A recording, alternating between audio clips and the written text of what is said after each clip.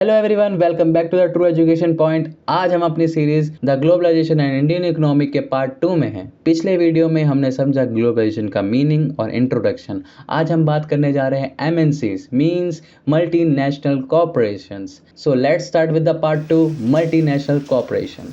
Role of the multinational corporations मतलब MNCs globalisation का सबसे बड़ा इंजन की तरह काम करता है। जैसे गाड़ी का मेन क्या होता है, इंजन ही होता है ना चालू करने के लिए, वैसे ही ग्लोबलाइजेशन के लिए इंजन कौन है? एमएनसीज वो कंपनी है जो एक साथ कई कंट्रीज को सेम टाइम पर बिजनेस करती है। मतलब एक ही वक्त पर एक ही जगह पर हर एक कंट्री के साथ वो सेम टाइम पे बिजनेस करती है। वो होती है हमारी एमएनसीज मतलब मल्टीनेशनल कॉर्पोरेशंस। ओके, या तुम कह सकते हो मल्टीनेशनल कंपनी, ठीक है, दोनों कह सकते हो। और इसका मेन स्ट्रेटेजी क्या होता है? बिजनेस स्ट्रेटेजी क्या होता है? इसका मेन बिजनेस स्ट्रेटेजी होता है कि produce goods in the countries where cost are the low. मतलब हमें वहां प्रोड्यूस करना है गुड्स जहां पे कॉस्ट लो हो। मतलब जैसे कि कोई कंट्री है, अगर वहां पे चीप लेबर मिल रहा है और लैंड का जो रेंट है वो बहुत कम देना पड़ रहा है, तो ज़रूरी बात है वहाँ हमारा फ़ायदेमंद होगा। तो कोई भी बिजनेस करना चाहेगा तो वहाँ पे एक प्लांट बैठाकर वहीं से पूरे वर्ल्ड वाइड तक सेल करना है। कैसे?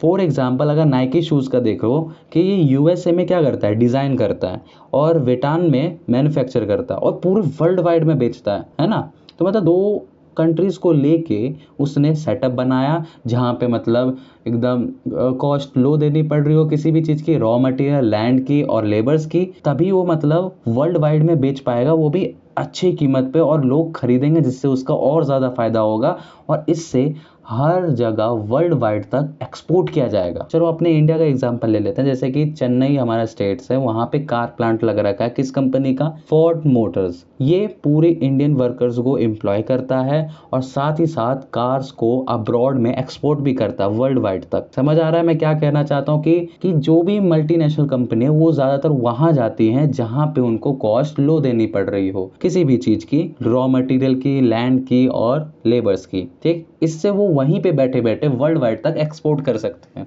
अच्छी कीमतों पे। एमएनसीज का एक एडवांटेज भी है और एक डिसएडवांटेज भी है। एडवांटेज इस बात का है कि एम्प्लॉयमेंट दे रहा है, न्यू टेक्नोलॉजी दे रहा है और साथ ही साथ प्रोडक्ट भी चीप हो रहे हैं, मतलब प्रोडक्ट बहुत सस्ते हैं। लेकिन सबसे बड़ा disadvantage, competition for our local industries and the same time exploit the workers. तो मतलब जो हमारे लोकल इंडस्ट्रीज होते हैं, जैसे कि फॉर एग्जांपल अगर मैं तुमको बताऊं कि जैसे कि इंडिया में कोई बाहर की कंपनी आती है और इंडिया के जो बिजनेसमैन है उनको compete करना पड़ता है बाहर की कंपनियों से। जैसे कि हालात हैं, जैसे कि अगर वो उतना सामान बेच रहे हैं तो उनको भी थोड़ा सस्ता बेचना पड़ेगा, वरना तो वो मार्केट में बने कैसे रहेंगे। तो मतलब compete करना पड़ता है हमारे लोकल इंडस्ट्रीज को, और कभी कभार वर्कर्स के साथ एक्सप्लॉइट भी करा जाता है। अगर एग्जाम में अगर मैं बताऊं कि एग्जाम में कैसे पूछा जाता है, तो एमएनसीज का ज़्यादातर इम्पैक्ट पूछा जाता है कि एमएनसीज का क्या क्या इम्पैक्ट पड़ता है किसी भी कंट्री के लिए।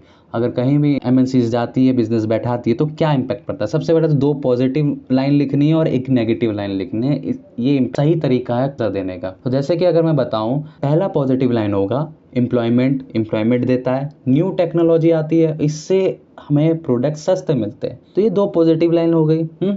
और एक नेगेटिव लाइन लिख देना। क्यों? क्योंकि एक नेगेटिव लाइन कौन सी सबसे मेन, और नेगेटिव लाइन कौन सी? लोकल इंडस्ट्रीज को compete करना पड़ता है एमएनसी से और कभी कभार वर्कर्स एक्सप्लॉइट होते हैं। ये नेगेटिव लाइन हो गई। इससे आंसर बैलेंस हो जाता है और आपको हो सके तो एग्जाम्पल के साथ बताना चाहिए कि एमएनसीज होती क्या है और एमएनसी कैसे काम करती हैं। That's it. So friend, this was the part 2, MNC means multinational corporation. In the next video we will move to the globalization in India and the World Trade Organization. Till then, like, share, subscribe to the True Education Point for our next part. See you in the part 3.